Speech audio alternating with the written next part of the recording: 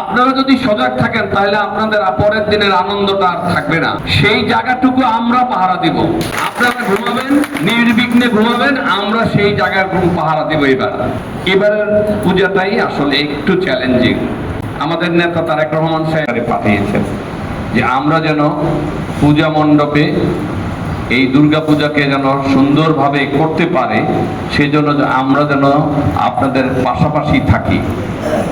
এইটা পাঠানোর পরে গত পরশুদিন আমাদের সাথে আমাদের বাংলাদেশ জাতীয়তাবাদী দলের সিনিয়র যুগ্ম জয়েন্ট সেক্রেটারি রিজভী আহমেদ সাহেব সারা বাংলাদেশের সকল সভাপতি সাধারণ সম্পাদকের সাথে মিটিং করেছেন।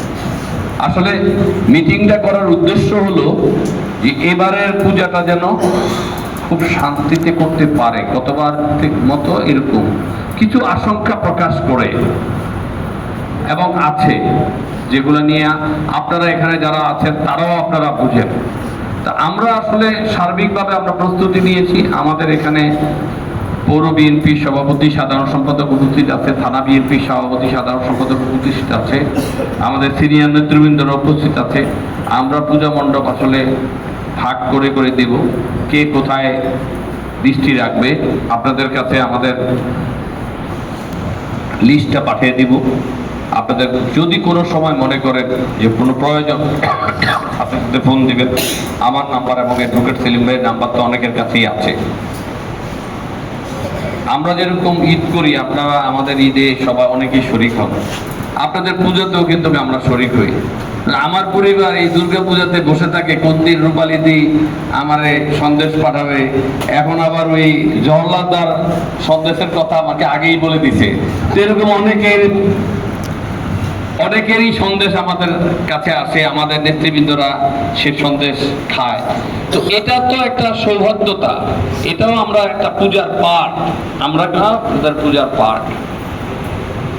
আমি অত্যন্ত আশ্বস্ত করতে চাই, সুভাষদা বলেছেন আপনারা নিজেরা সিকিউরিটি গার্ড নিয়ে চিন্তা করতে হবে, আপনারা নিজেরা সজাগ থাকবেন।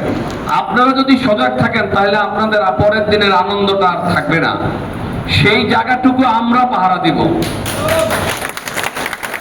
আপনারা ঘুমাবেন, নির্বিঘ্নে ঘুমাবেন, আমরা সেই জায়গার পাহারা দিব। এবারের পূজাটাই আসলে একটু চ্যালেঞ্জিং।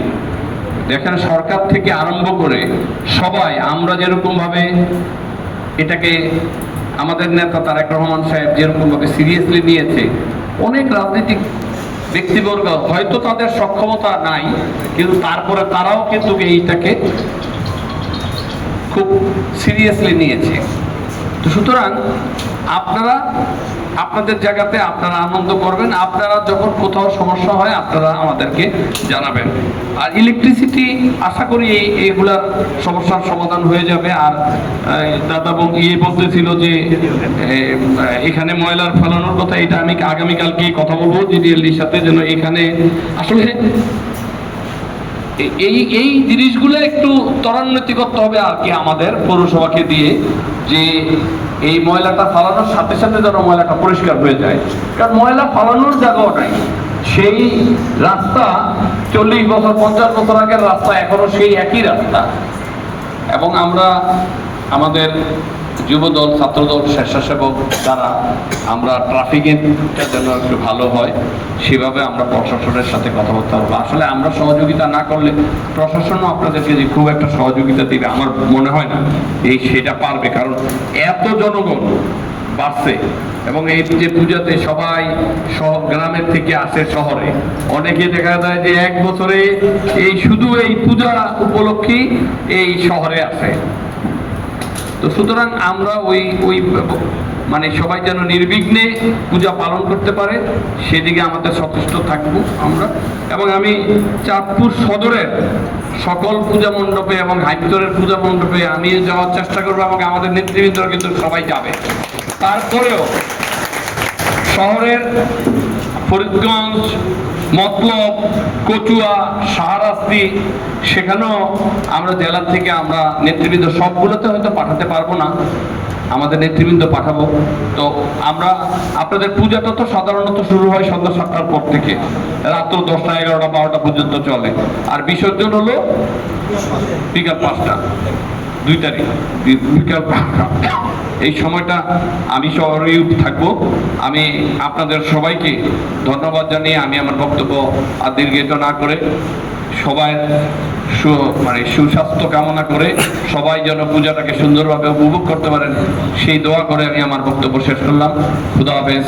বাংলাদেশ জিন্দাবাদ। বেগম খালেদা জিয়া জিন্দাবাদ। তারুণ্যের প্রতীক তারেক রহমান জিন্দাবাদ জিন্দাবাদ।